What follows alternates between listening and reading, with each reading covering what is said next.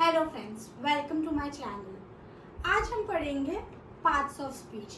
पर इसको जानने से पहले आप मेरे चैनल को सब्सक्राइब और इस वीडियो को लाइक करना ना भूलें।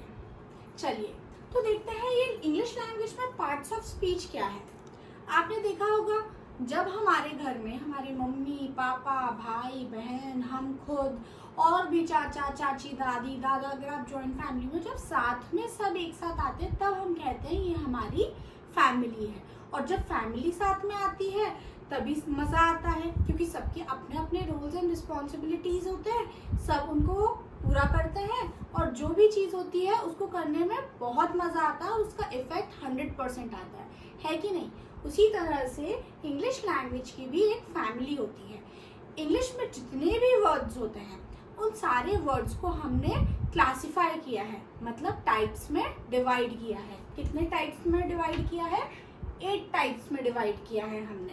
इन 8 टाइप्स में हमने इन वर्ड्स के रोल्स एंड रिस्पॉन्सिबिलिटी, मतलब ये क्या फंक्शन प्ले करते हैं हमारे सेंटेंस में, उसके अकॉर्डिंग इनको हमने 8 पार्ट्स में डिवाइड किया है। हर एक पार्ट को हम समझेंगे और हर एक पार्ट का एक डिटेल्ड वीडियो भी मैं आपको बनाकर प्रेजेंट करूंगी, लेकिन आज हम शॉर्ट में ही समझते हैं। उससे पहले एक बार इस पैराग्राफ को पढ़ते हैं। Darsh is my friend, he lives in Agra, he has a dog, he loves it very much. His sister's name is Pihu. She is very smart and has big black eyes. ठीक है, अब ये तो एक पूरा पैराग्राफ था। ग्रुप ऑफ सेंटेंसेस क्या होता है? पैराग्राफ होता है। तो अब हम देखते हैं कि ऐसे कौन कौन से क्लासिफिकेशन है और इसी पैराग्राफ में से हम उनके एग्जाम्पल्स देखेंगे। सबसे पहला आता है नाउन। हिंदी में हम इसको बोलते हैं संज्ञा। किसी भी प्लेस, थिंग, पीपल, आइडिया, मतलब किसी भी चीज, भले ही वो इंसान हो, जानवर हो, कोई चीज हो, सामान हो, कोई आइडिया हो, फीलिंग हो, अगर उसका हम नाम बोल रहे हैं तो उस नाम को हम नाउन बोलते हैं, संज्ञा बोलते हैं। ठीक है, अब देखिए अगर मैं इस पैराग्राफ की बात करूं तो दर्श इज माय फ्रेंड, मतलब मेरे फ्रेंड का नाम दर्श है। तो दर्श नाम क्या है यहाँ पे? दर्श। तो ये मेरे लिए यहाँ पर हुआ नाउन। ठीक है, he lives in Agra, he lives in Agra. Agra क्या है? एक जगह का नाम है, तो फिर से ये मेरे लिए नाउन हुआ। उसके बाद हम आगे बढ़ते हैं। अब हम बात करते हैं प्रोनाउन की। प्रोनाउन में अगर हम देखें तो अगर मैं इस सेंटेंस में ये लिखती दर्श इज माय फ्रेंड, दर्श लिव्स इन आगरा, दर्श हैज अ डॉग, तो बार बार दर्श आता और ये बोलने में भी बहुत अटपटा लगता है ना। तो इसीलिए लैंग्वेज में हमको इसका एक सब्स्टिट्यूट दिया है, मतलब प्रोनाउन। प्रो का मतलब होता है सब्स्टिट्यूट। तो मतलब ऐसा वर्ड जो कि हम नाउन की जगह यूज कर सके उसको हम प्रोनाउन बोलते हैं, हिंदी में सर्वनाम। अब जैसे इस पैराग्राफ में हम देखें, Darsh is my friend, he lives in Agra, यहाँ पर जो ही है वो हमने दर्श की जगह यूज किया है, इसलिए ये हमारा क्या बन जाएगा? प्रोनाउन बन जाएगा। उसी तरह ही हैज अ डॉग, फिर से ही हमने दर्श की जगह यूज किया है, तो ये भी हमारा प्रोनाउन है। He loves it very much, तो यहाँ पर ही फिर से हमारा प्रोनाउन है। तो ऐसे ही जितने भी वर्ड्स होते हैं, जैसे कि he, she, it, they, we, I, etcetera, इन सबको हम बोलते हैं प्रोनाउन, क्योंकि ये नामों की जगह पर यूज हो सकते हैं। अच्छा, अब इस सेंटेंस में एक चीज और, हमने वर्ड यूज किया है लव्स। लव्स क्या है? एक फीलिंग का नाम है, तो ये भी हमारे लिए एक नाउन होगा। ठीक है, थर्ड पार्ट। अब हम देखते हैं, आगे बात करते हैं। हिज सिस्टर्स, अगेन हिज हमारा प्रोनाउन है क्योंकि ये दर्श की जगह यूज हुआ है। His sisters name is Pihu, नाम बताया है तो ये हमारा नाउन है। She is very smart and has big black eyes. अब देखिए, अब हम यहाँ पर पीहू के बारे में बता रहे हैं, है ना। उसके लिए हमने प्रोनाउन यूज किया शी, क्योंकि वो एक लड़की है। हम हर एक टाइप के प्रोनाउन के बारे में डिटेल में बाद में बात करेंगे। अब हम क्या बोल रहे हैं, जो पीहू है वो बहुत स्मार्ट है और उसकी बिग ब्लैक आईज है। तो आप देखेंगे एक तो ये वर्ड है स्मार्ट और एक वर्ड है बिग और एक है ब्लैक। देखो स्मार्ट भी हमको पीहू के बारे में बता रहा है, डिस्क्राइब कर रहा है किसी नाउन को, उसकी विशेषता बता रहा है, इसलिए ये हमारा एडजेक्टिव हो जाएगा। ठीक है, उसी तरह आईज जो है, उसकी आईज कैसी है, उसकी आईज बड़ी बड़ी है और ब्लैक कलर की है।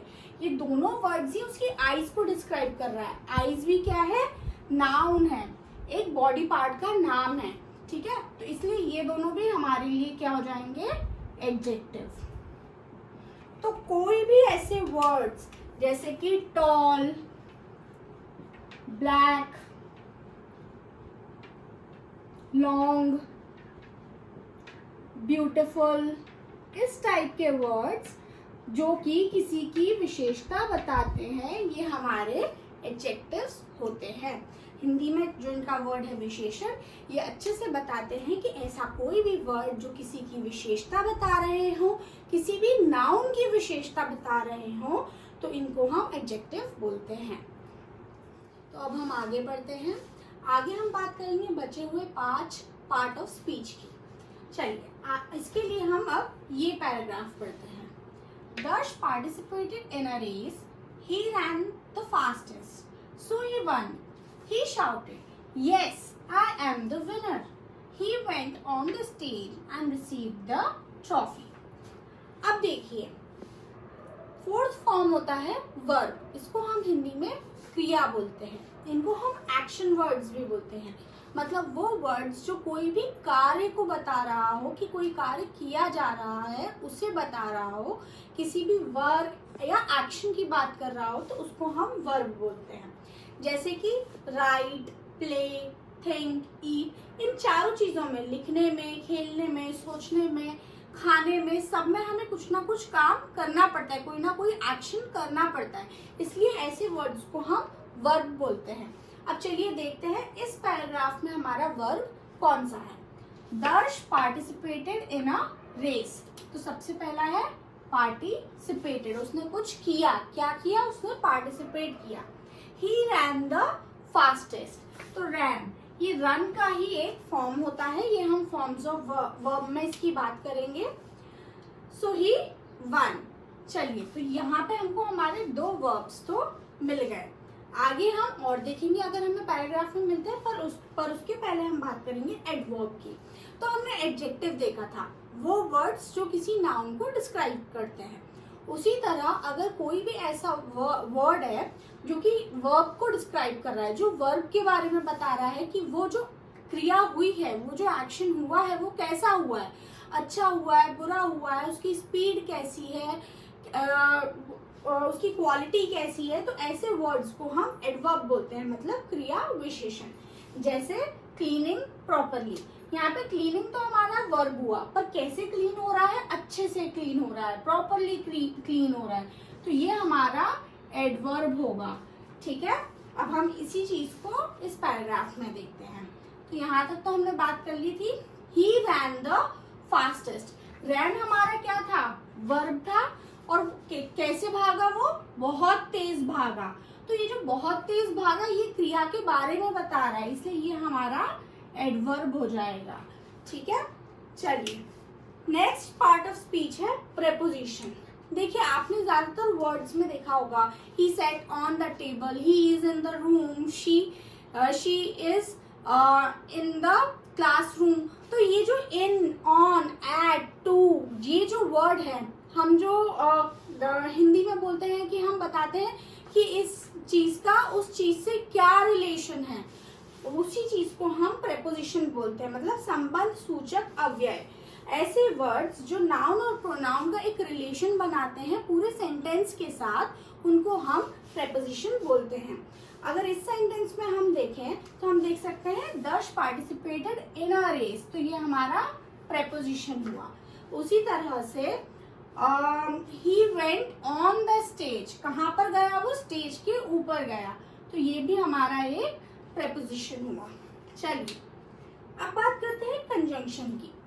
जरूरी नहीं है कि हम एक ही सेंटेंस हर बार सिर्फ एक ही बात करें। हम कई बार अगर एक ही नाउन से बात रिलेटेड है तो दो बातों को एक सेंटेंसेस में लिखने की कोशिश करते हैं। जैसे कि हमने यहाँ बोला that he went on the stage and received the trophy, मतलब जो दर्श था वो स्टेज पे गया और स्टेज पर जाकर उसने ट्रॉफी ली। दोनों चीजें किससे रिलेटेड है? स्टेज से रिलेटेड है। हम इसके लिए दो सेंटेंसेस लिखते हैं that he went on the stage, he received the trophy. इसकी बजाय हमने इसको एक सेंटेंस में ज्वाइन कर दिया, लेकिन ज्वाइन किससे किया? इस वर्ड से, इस एंड से। इसको हम कंजंक्शन बोलते हैं। तो ऐसे वर्ड्स जो कि पार्ट्स ऑफ सेंटेंसेस को जोड़ते हैं या वर्ड्स को जोड़ते हैं उनको हम कंजंक्शंस कहते हैं। वैसे ही यहाँ पर हम देखें सो ही रैन द फास्टेस्ट, वो तेज भागा इसलिए वो जीता। तो यहाँ जो इसीलिए हमने सो से बताया ये हमारा कंजंक्शन है। ऐसे ही बहुत सारे वर्ड्स होते हैं जैसे कि बिकॉज, व्हाइल और भी ऐसे बहुत से कंजंक्शंस होते हैं। लास्ट हम बात करेंगे इंटरजेक्शन की, जिनको हम विस्मयादि बोधक बोलते हैं। ये वो वर्ड्स होते हैं जो कि स्पीकर की इमोशंस को एक्सप्रेस करते हैं, उनकी फीलिंग्स को बताते हैं छोटे छोटे फ्रेजेस या छोटे छोटे वर्ड्स में। जैसे कि मुझे खाना मिला, मुझे बहुत टेस्टी लगा, तो मैं क्या बोलूंगी? Wow the meal is very tasty. तो ये जो वाओ वर्ड था इसका एग्जैक्ट मीनिंग नहीं आ रहा है, बट इससे हमको फीलिंग पता चल रही है। ऐसे ही मैं किसी कोई बैड न्यूज सुनती हूँ तो मैं बोलती हूँ oh it is bad to hear that. तो ये जो oh ah that was a good match, तो ये जो वर्ड्स होते हैं ये हमारे इंटरजेक्शंस होते हैं। ठीक है, जैसे इधर उसने बोला ही शाउटेड यस, तो यस एक वर्ड भी हो सकता है पर उसने यहाँ पर यूज किया इसलिए हम उसको एज अ इंटरजेक्शन लेंगे।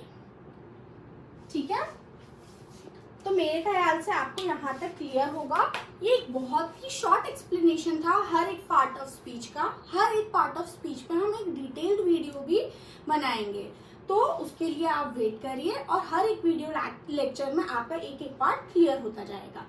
अच्छा, एक बात और, आजकल मॉडर्न इंग्लिश में 8 पार्ट ऑफ स्पीच की जगह हम 9 पार्ट ऑफ स्पीच बोलने लगे। जो 9th पार्ट ऑफ स्पीच है वो है आर्टिकल्स। आर्टिकल्स हम ऑलरेडी कवर कर चुके हैं एक वीडियो में। अगर आपने नहीं देखा है तो उसकी लिंक इस वीडियो के साथ कनेक्टेड है, आप उसमें देख सकते हैं। अगर आपको मेरा ये वीडियो पसंद आया है तो प्लीज इसे लाइक कीजिए, शेयर कीजिए और मेरे चैनल को सब्सक्राइब करिए। Thank you very much. नमस्ते।